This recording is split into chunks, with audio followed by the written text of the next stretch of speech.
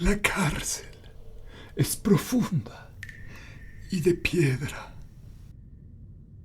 Su forma, la de un hemisferio casi perfecto, si bien el piso, que también es de piedra, es algo menor que un círculo máximo, hecho que agrava de algún modo los sentimientos de opresión y de vastedad. Un muro medianero la corta. Este, aunque altísimo, no toca la parte superior de la bóveda. De un lado estoy yo, Sinacán, mago de la pirámide de Cuajolón, que Pedro de Alvarado incendió. Del otro hay un jaguar que mide con secretos pasos iguales el tiempo y el espacio del cautiverio. A ras del suelo, una larga ventana con barrotes corta el muro central. En la hora sin sombra se abre una trampa en lo alto y un carcelero que han ido borrando los años maniobra una roldana de hierro y nos baja en la punta de un cordel cántaros con agua y trozos de carne. La luz entra en la bóveda. En ese instante puedo ver el jaguar. He perdido la cifra de los años que yazgo en la tiniebla. Yo, que alguna vez era joven y podía caminar por esta prisión, no otra cosa que aguardar en la postura de mi muerte, el fin que me destinan los dioses. Con el hondo cuchillo de pedernal he abierto el pecho de las víctimas. Y ahora no podría, sin magia, levantarme del polvo. La víspera del incendio de la pirámide, los hombres que bajaron de altos caballos me castigaron con metales ardientes para que revelara el lugar de un tesoro escondido. Abatieron delante de mis ojos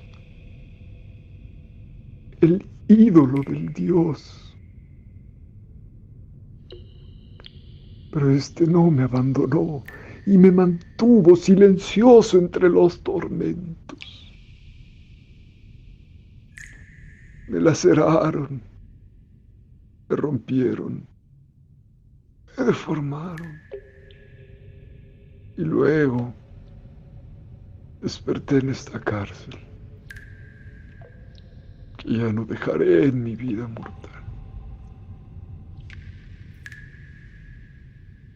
Urgido por la fatalidad de hacer algo, de poblar de algún modo el tiempo, quise recordar en mi sombra todo lo que sabía. Noches enteras malgasté recordar el orden y el número de unas sierpes de piedra o la forma de un árbol medicinal. Así fui revelando los años, así fui entrando en posesión de lo que ya era mío. Una noche sentí que me acercaba un recuerdo preciso. Antes de ver el mar, el viajero siente una agitación en la sangre. Horas después, empecé a avistar el recuerdo.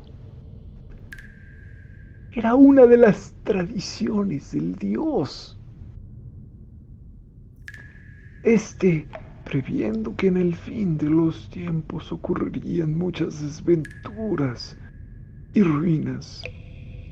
Escribió el primer día de la creación una sentencia mágica, apta para conjurar esos males. La escribió de manera que llegara a las más apartadas generaciones y que no la tocara el azar.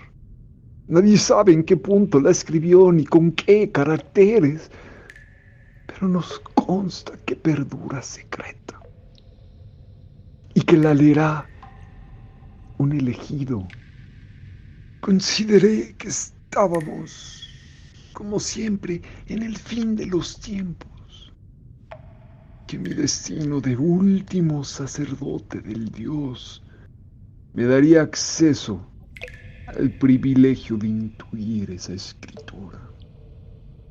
El hecho de que me rodeara una cárcel no me daba esa esperanza.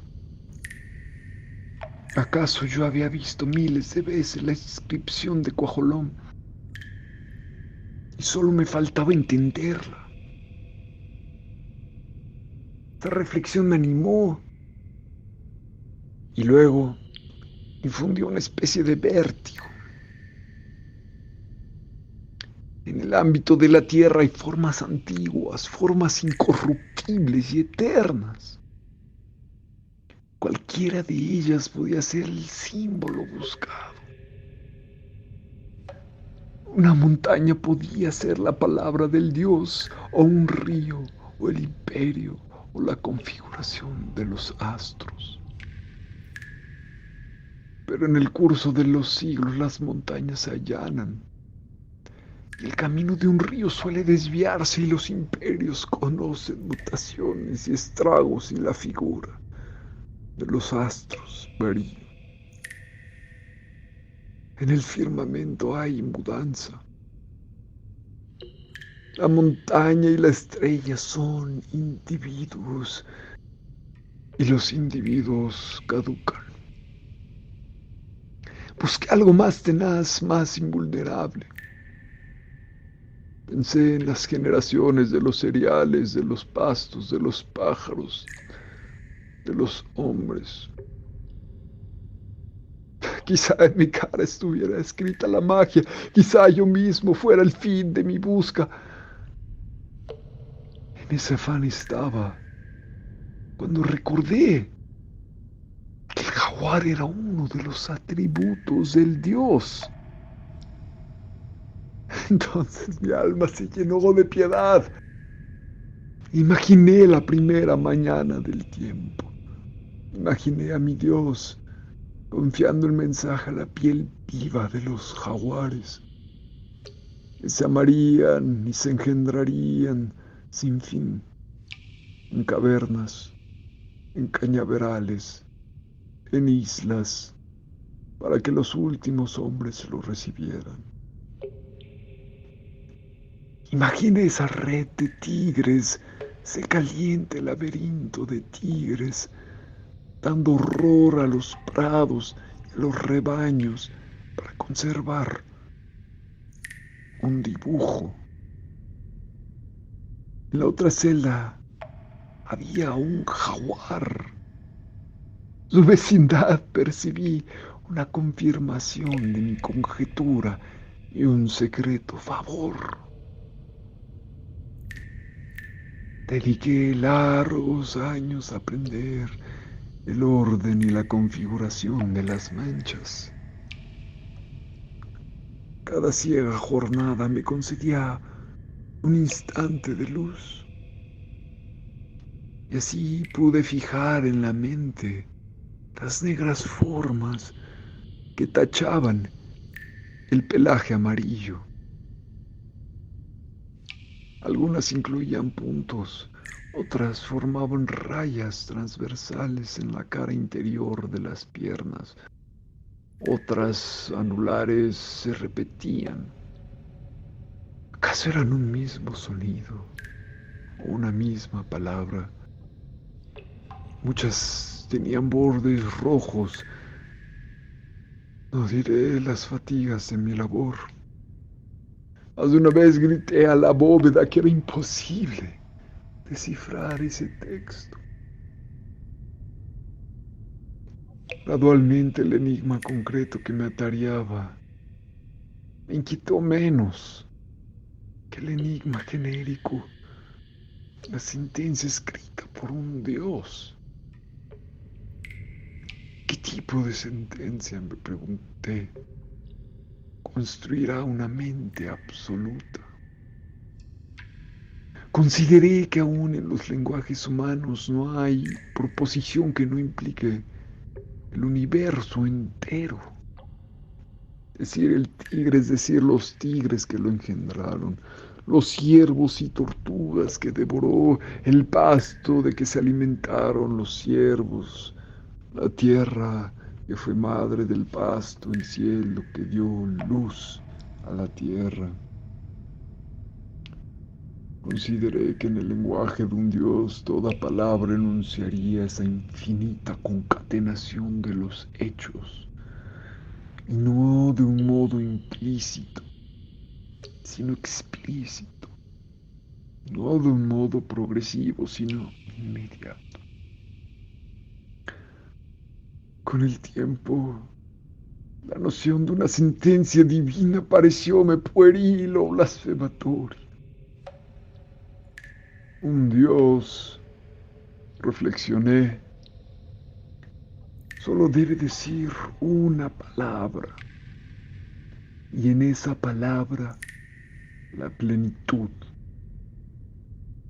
Ninguna voz articulada por Él puede ser inferior al universo, o menos que la suma del tiempo. Sombras o simulacros de esa voz que equivale a un lenguaje, y a cuanto puede comprender un lenguaje, son las ambiciosas y pobres voces humanas.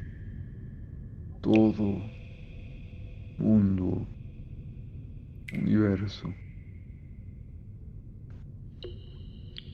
Un día o una noche entre mis días y mis noches, ¿qué diferencia cabe? Soñé que en el piso de la cárcel había un grano de arena. Volví a dormir. Soñé que los granos de arena eran 3. Fueron así, multiplicándose hasta colmar la cárcel, y yo moría bajo ese hemisferio de arena. Comprendí que estaba soñando. Con un vasto esfuerzo me desperté. El despertar fue inútil.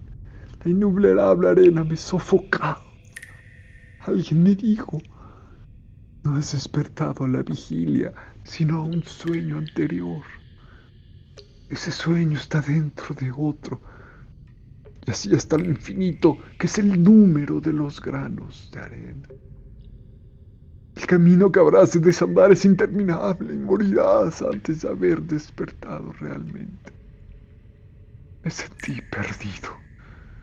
La arena me rompía la boca, pero grité: ni una arena soñada puede matarme, ni hay sueños que estén dentro de sueños. Un resplandor me despertó.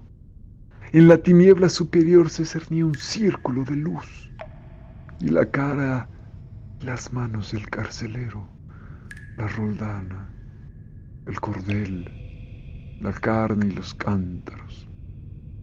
Un hombre se confunde gradualmente con la forma de su destino. Un hombre es a la larga sus circunstancias.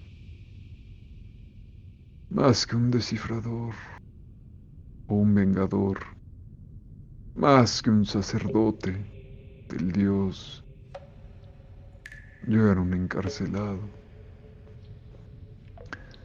Del incansable laberinto de sueños, yo regresé como a mi casa, a la dura prisión. Bendije su humedad, bendije su tigre, bendije el agujero de luz, bendije mi viejo cuerpo doliente.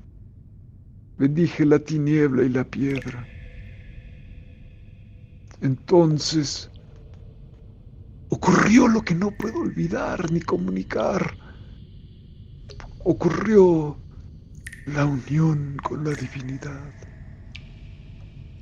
con el universo. No sé si estas palabras difieren. El éxtasis no repite sus símbolos. Hay quien ha visto a Dios en un resplandor. Hay quien lo ha percibido en una espada, en los círculos de una rosa.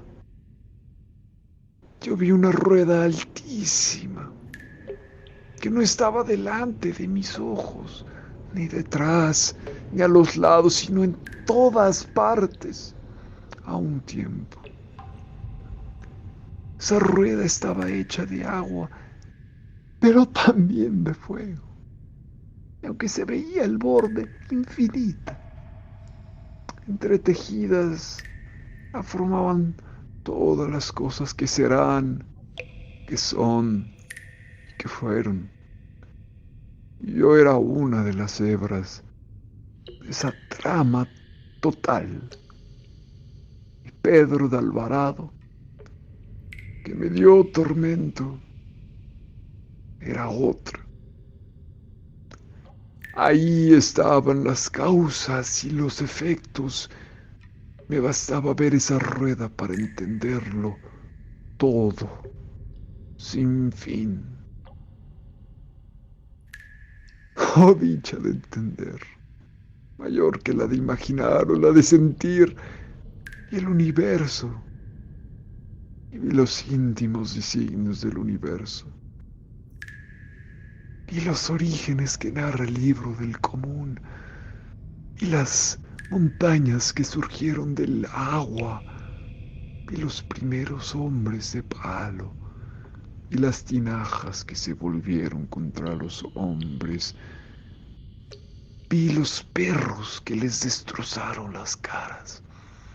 Vi el dios sin cara que hay detrás de los dioses. Vi infinitos procesos que formaban una sola felicidad y entendiéndolo todo alcancé también a entender la escritura del tigre. Es una fórmula de 14 palabras casuales, que parecen casuales, y me bastaría decirla en voz alta para ser todopoderoso. Me bastaría decirla para abolir esta cárcel de piedra, para que el día entrara en mi noche, para ser joven, para ser inmortal, para que el tigre destrozara Alvarado, para asumir el santo cuchillo en pechos españoles, para reconstruir la pirámide, para reconstruir el imperio. 40 sílabas, 14 palabras, y yo, Sinacán, regiría las tierras que rigió Moctezuma. Pero yo sé que nunca diré esas palabras, porque ya no me acuerdo de Sinacán. Que muera conmigo el misterio que está escrito en los tigres. ¿Quién ha entrevisto el universo? ¿Quién ha entrevisto los ardientes designios del universo? No puede pensar que un hombre, en sus triviales dichas o desventuras, aunque ese hombre sea él, ese hombre ha sido él, y ahora no le importa. ¿Qué le importa la suerte de aquel otro? ¿Qué le importa la nación de aquel otro? Si él ahora es nadie. Por eso no pronuncio la fórmula. Por eso dejo que me olviden los días, acostado en la oscuridad.